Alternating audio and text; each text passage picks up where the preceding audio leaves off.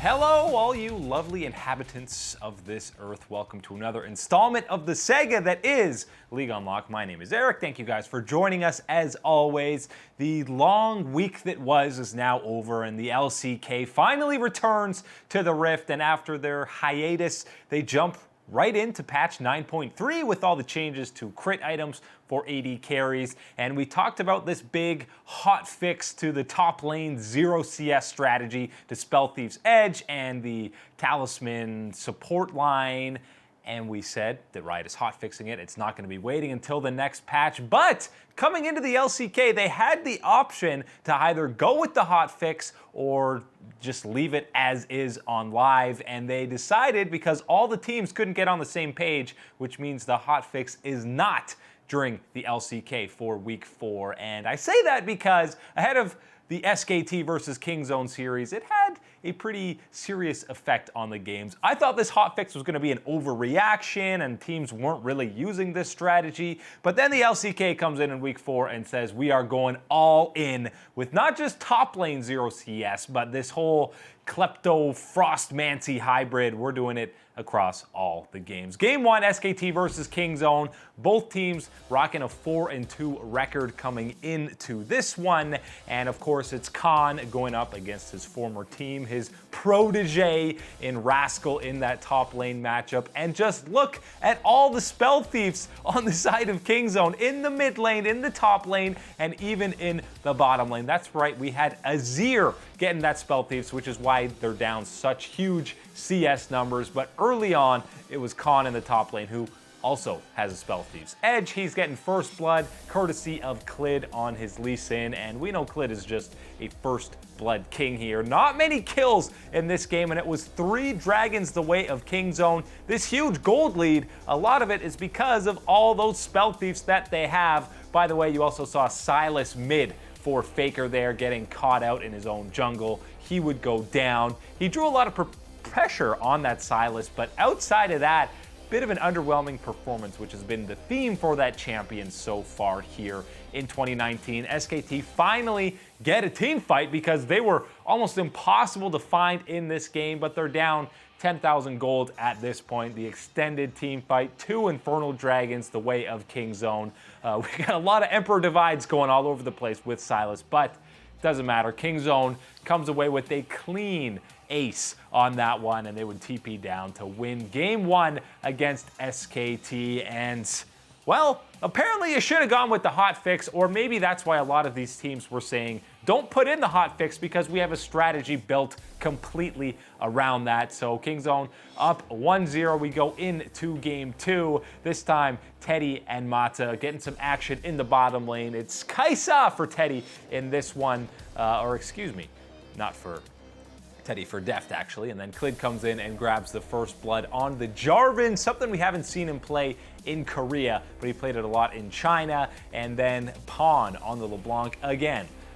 Aggressive against Faker. He's going to get ganked and go down. And then in the 1v1 flashbacks to 2014, it's Pawn solo killing Faker in the mid lane. A couple of questionable performances through games 1 and 2 here for Faker. Then we have the battle around the Rift Herald, and Khan is going to steal it on the Urgot, and then he snipes another kill with his ulti on Cuz, his former jungler. And then we got a nice flank here by Clid on that Jarvan. He did a good job locking up a lot of people with that Cataclysm. And Teddy on the Ezreal, not the Kaisa, is able to free reign on this one. And we've seen the damage Ezreal can do in the LCS. And when you have someone as skilled as Teddy, you know he can clean up a few of these fights, as well as the nice flash W there from Faker on the Lissandra. Obviously a champion he's very comfortable with, but sometimes he's not quite on the same page with his team. Here he ease over into 4 members, doesn't even get a chance to pop that ulti.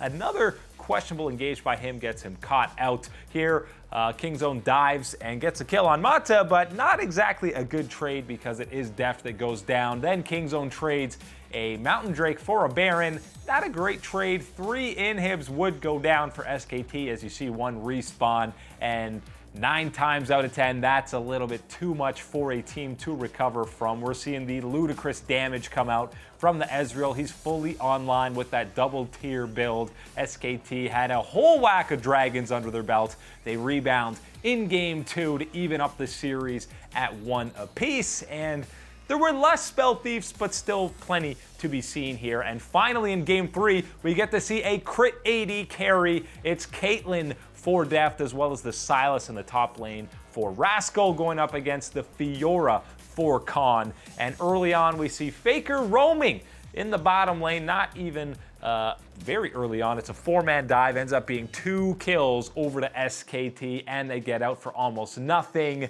Then Cuz goes into the mid lane to catch out Faker. The flash almost saves him, but Pawn flashes after on yet another Spell Thief's kleptomancy mid laner. By the way, Khan on the Fiora had the most pressure in the entire game, and for the majority of it, he was not involved in any of these fights. You see this epic 4v4 going on, and he is just split pushing his way in that bottom lane. He had a huge bounty without actually, being involved in any of these kills. And it looks like Faker's gonna turn this fight around. They kill Deft, but the Sylas, he jumps right back into the stolen ultimate from the Jarvan, and he goes down. A pretty even exchange, except you forget that Khan is in the bottom lane, knocking down Nexus turrets. Someone does manage to get off a recall, but not before he chunks the second one down to half health. There was no answer for him from Kingzone in this matchup, and he's closing the game out. SKT decide we'll start the Baron, and Khan is going 1v3. That's not enough. Send a 4th guy in to finally kill him, and he still almost gets it, which means a free Baron for SKT. By the way, Khan still 0-1-0 at this point, but dominating the game without having to contribute to any of these kills. He finally racks up a few assists and bumps up that kill participation stat here. 4 dragons again for SKT, and they're able to close this one out. They're just trying to rack up kills here, but Khan says, I don't want kills. My stat line is hilarious. Let's just close out the game. They finally lock up one more kill around the Nexus turret. SKT complete the reverse sweep against Kingzone. They move to 5-3. Kingzone goes to 4-3, and enjoy the Spell Thief's Frostmancy while you can, because it's not going to be here for too long once the hotfix actually comes in, as you see Mata hugging his former KT teammates in Pawn and Deft. But he gets the revenge against them this time. 4-3 for Kingzone. And obviously, even though they had the same record, SKT were the favorites coming into this matchup, and I think deservedly so. They've still looked like the better team throughout the spring split so far, and really the 2 biggest question marks, surprisingly enough, for SK Telecom so far have been Faker and Mata, 2 of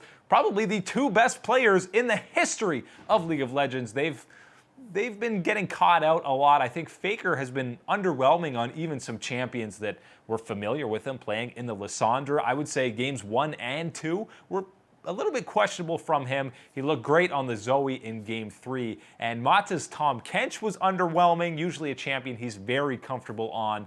But overall, all 3 games not great for Mata. But I will say Khan, Clid, and Teddy, great series from them, pretty much all 3 games, and they have been the 3 best players here on SKT. Clid gets first blood in what seems like any possible game. Khan hard carried that Fiora versus Sylas matchup, which, by the way, is a horrible matchup for Sylas, which is a theme we're seeing with that champion, him getting picked into terrible matchups. You got to save him for your last pick or your last round of picks if you are going to run him in your team comp. So I hope teams take that into account when drafting him going forward. Coming up after the break, that wasn't the only action from the LCK. Gen.G met up against Hanwha. Both teams looking to stay in that playoff hunt.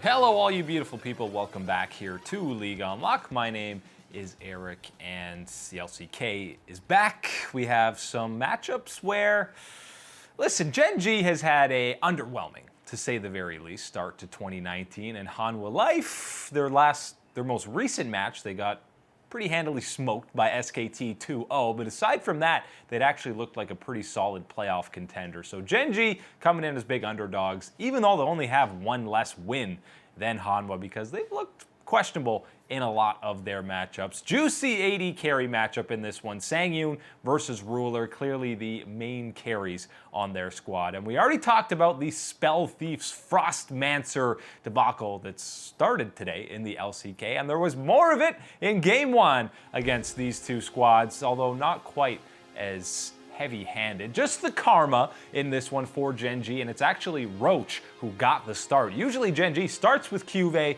and subs in Roach when they lose, but they just decided to skip that process and put him right in for Game 1. Early action around Gen.G's jungle, and it is the flash away from the Lissandra from Fly to survive, just screws over Peanut, and he's the one who eventually goes down to the Ashe arrow. Sangyun very comfortable on that Ashe pick, but when you're playing Ashe against a Nocturne, that's a beautiful spell shield by Ruler to dodge the ulti, and when you have two spell shields on Nocturne and Sivir, it's hard to land that. But Hanwha just starts a Baron, and Peanut is in the jungle doing red buff. His ulti is way too late. The Baron goes down. Gen.G decides to take the fight anyways, but watch Tall on the Vladimir in this fight. He just decimates the back line, cleans up a couple of kills, and Sangyun is at full life. It looks like Ruler could maybe turn that fight around, but Sangyun just able to put out some insane damage to clean it up. And then it's around the Baron again. 3 dragons to 1 at this point for Hanwha. They were in control of the map, completely starving out the vision of Gen.G. It does become a 50-50, but Bono comes up big, and then the Ashe arrow lands. Tall cleans up the kill on Peanut, and you just see Tempt hovering around the other side on Zoe to clean one up. And again, it's actually Ruler who cleans up a lot of this fight, but Tall, again, scares everyone away before he eventually just barely survives. Ruler can't fully clean up the fight though, and we go right back to the Baron. This time it's Roach getting blown up completely right away, but Tall is unable to Zhonya's. This time Sangyun still untouched in the backline, and Bono comes Ragnarokin in to clean up and take down Ruler and Life on that backline. You thought maybe there were a lot of these fights where it looked like Ruler could clean them up, but this time it's just an endless chase. And he tries to TP to defend the base because, by the way, there's a couple of super minions whacking on the Nexus, but Tempt would TP in to close this one out. Game 1 goes the way of Hanwha. They just completely dominated the Vision game and got a couple of basically free Barons out of it. And Game 2, oh boy, it's the Yorick in the top lane, and you see there, first time he's played in Korea since 2013. We've already seen it in the LCS. Now it's the LCK's turn, and it is Tall maneuvering the zombie overlord. And Sangyun again on the Ashe in this one. By the way, Cuvée subbed in for Roach, and they said, just do the exact same thing he did, but better. Play Karma in the top lane with that Frostmancer build. And this fight is just, again, the Zoe Tempt styling on some people, and the Devour eventually for the flashover into the kill on Fly, who's playing the Scion mid. And that kill for Sangyun, his 1,000th kill in his LCK history, the 8th player to ever do that. One of the most underrated AD carries we've seen over the years. Absolutely been a consistent force for Hanwha, so congratulations to him. Only 7 other players. I mean, that's pretty impressive to be in that company. What's also impressive is Hanwha cleaning up this team fight. Again, Tempt picking off some kills. That's 2 in the favor of Hanwha. And Cuvée, don't stand that far up. You don't have a shield there, so he gets popped. Also by Tempt, that turns into a Baron, and all that Peanut can do is grab a Gromp in return on his Lee Sin, and this time he's gonna get caught out again. It's the same thing as Game 1. Hanwha just hovering around the Baron, and all Gen.G are really doing is just running it down into them. They have no vision whatsoever. They feed in 2 kills, and then Hanwha cleans up the Baron pit as well. Now a 3v5, and Gen.G thinks, well, maybe they're hurt from the Baron, but they're not hurt at all. 4 dragons and a Baron going over to Hanwha Life. They easily win Game 2, and a pretty convincing clean sweep against the former world champions. Peanut continues to struggle on this lineup, and the top lane, Roach or Cuvée, they both play the Karma top, both to the same level of unsuccessfulness. Gen.G fall to 2 and 5. Hanwha at 4 and 3, still sitting pretty, now tied with Kingzone and very much in the thick of the playoff race. And Gen.G, yikes, they have so many issues. It's really hard to say. Peanut is obviously the main one. Fly's champion pool, I feel like they are just unwilling to even put him on any carry champions in that mid lane. So the struggles for Gen.G continue here in 2019.